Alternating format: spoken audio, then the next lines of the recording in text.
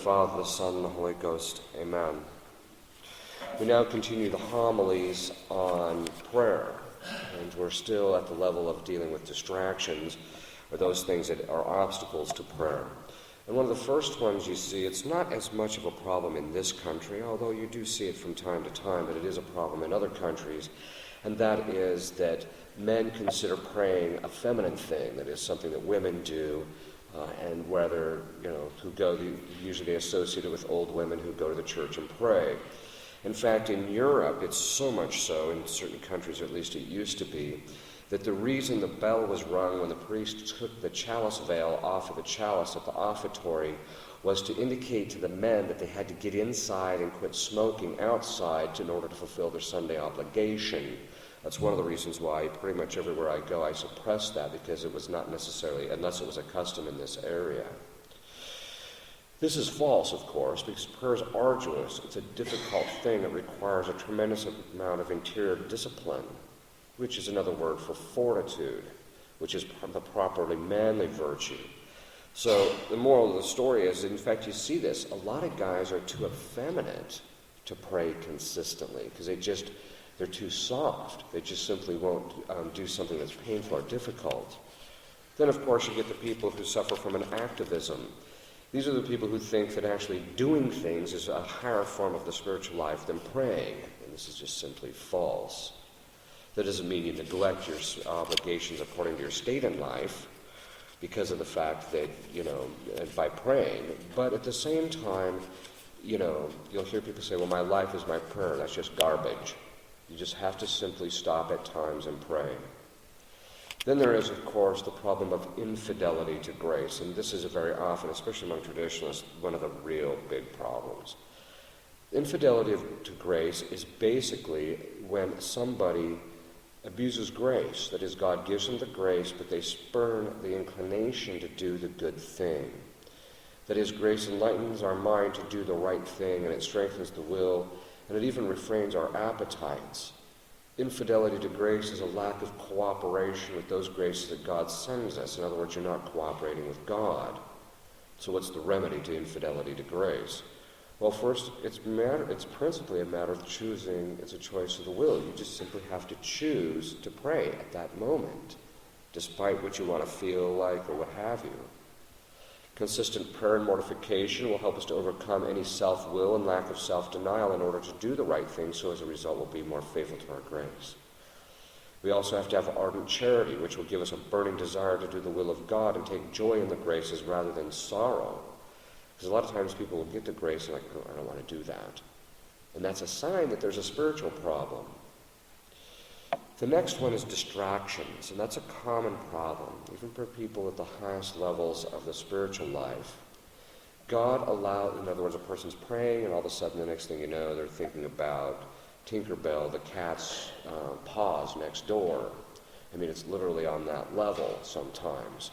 But the moral to the story is you just don't worry about it. You don't let it get to you. God allows distractions to manifest that we are praying not because it is easy and we get consolation out of it, but because we desire union with Him, that is, we love Him alone. In other words, that's why God allows it, so that we keep doing it, regardless of the fact that we're distracted. Therefore, regardless of whether you're distracted, you have to keep plugging along. Even the greatest mystic complained about it. Teresa of Avila complained about it, even at the highest levels. Distractions will continue until you reach the transforming union, which is the last stage in this life. If people complain that they find prayer difficult because they're constantly distracted, you find that a lot too. So Teresa of Avila, again, one of the greatest mystics and saints in the history of the Church, complained of distractions during mental prayer. But she suggested that in order to avoid falling into distraction, one should use a prayer book with prayers and perhaps some pictures, or even to pray in front of statues of Our Lady or Lord or something of this sort in order to keep our faculties focused in our prayer. If you find yourself getting distracted during mental prayer, simply look upon the statue or the prayer in the book in order to renew your attention and focus. Distraction is basically a dissipation of the imagination. Now, the imagination is one of the most habituatable powers there are. In other words, it's very easy to create habits in it. But it also means it's also one of the most difficult faculties. It's one of the last faculties where our bad habits are conquered and purified. And usually it takes a lot of suffering to really purify the imagination. Then, of course, what are the causes? Well, one of the first is curiosity. This is the vice in which we seek useless and profane knowledge. Now, basically, here the two go hand in hand. Unless something is useful to you spiritually, don't waste your time with it. And this basically means don't pursue knowledge that is not going to help you spiritually. And then, of course, it's also profane, which usually means it's something that you don't really need to know. Obviously, knowledge is knowledge of worldly things, which that's what's really what the distractions are usually about. Rarely do people get distracted with, high and exalted spiritual things. It is also caused by a neglect of spiritual reading and also spiritual learning.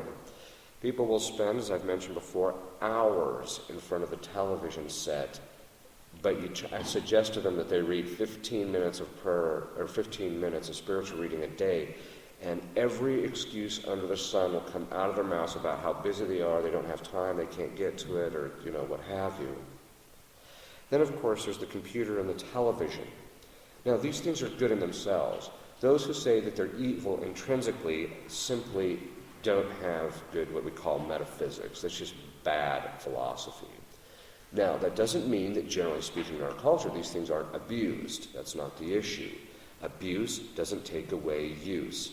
The fact that people abuse by what they put, the type of programming they watch or the type of programming that's put on there doesn't take away from the fact that as an instrument, these things are very powerful also for the good.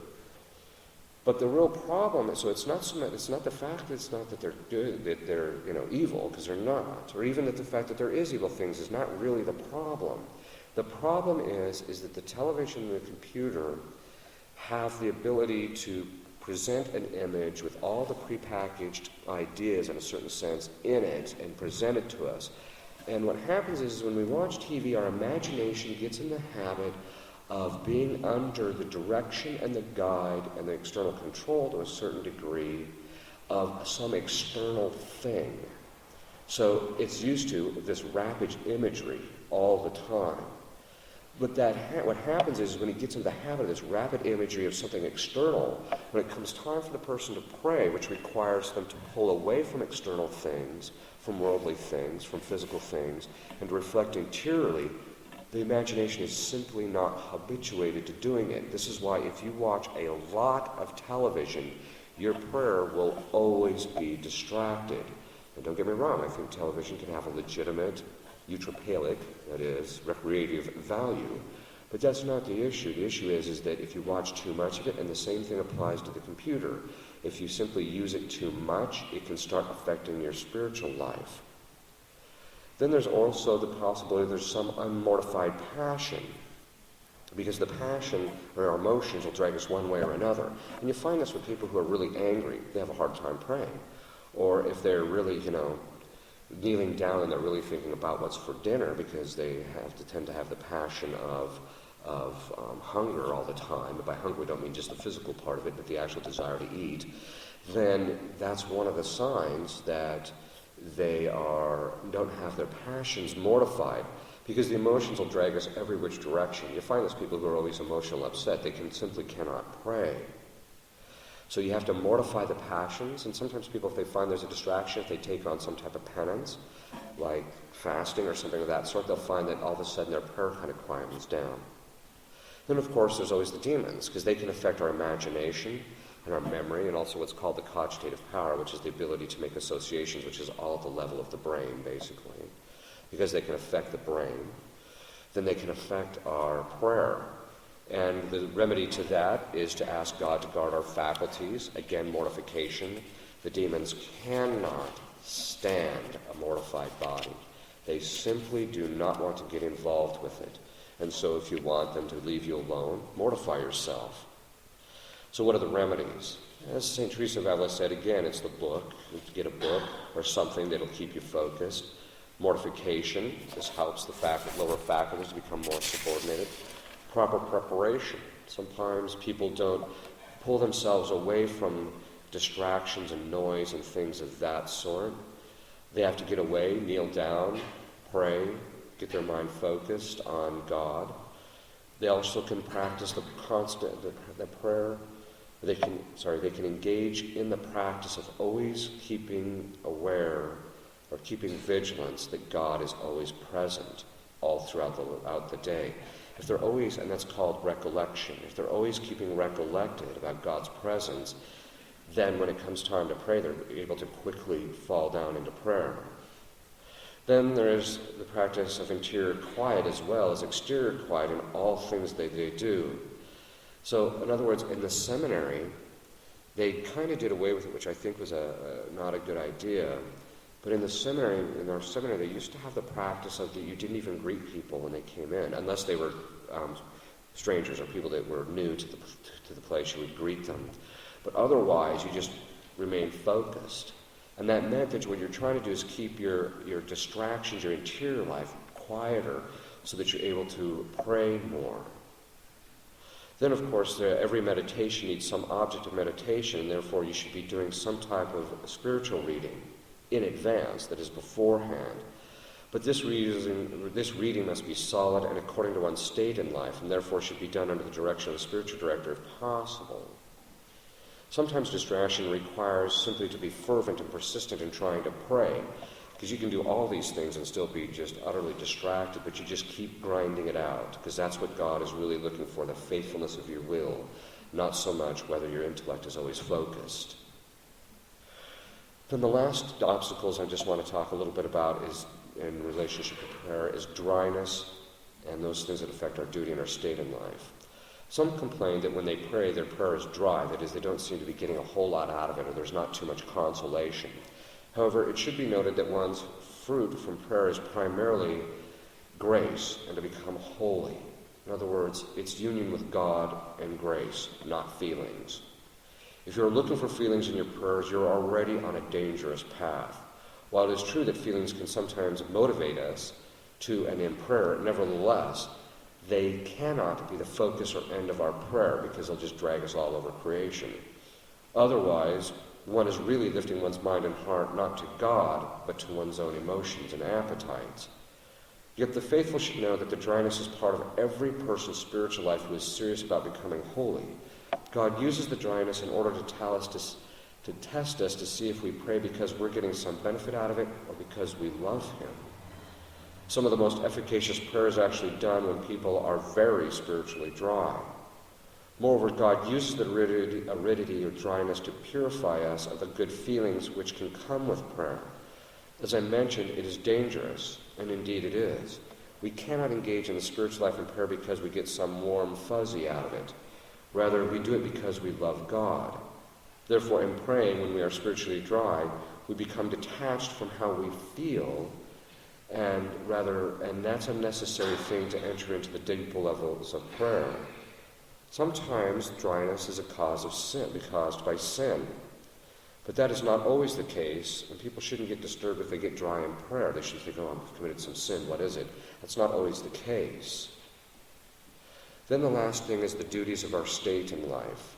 Sometimes being a parent is a full-time job or just taking care of a household or working and things of that sort, and so it doesn't afford us as much time. But in this case, a person must get into the habit of recollection throughout the day and to sneak away from time to time when it is possible to do meditation, even if it's only 15 minutes a day, or even if it's only 5, if they can just get away and do it. Or throughout the course of the day, they should try and, say little prayers, Jesus, I love thee, or things of that sort, or Jesus, I trust in thee, throughout the course of the day, and trying to get into the praying as much as they can throughout the course of the day, even if they can't kneel and spend, 35, 40 minutes of prayer continuously at a time. The point being is that sometimes people use their state in life as an excuse not to really develop their prayer life, and that's not a good sign. In the name of the Father, Son, and Holy Ghost, amen.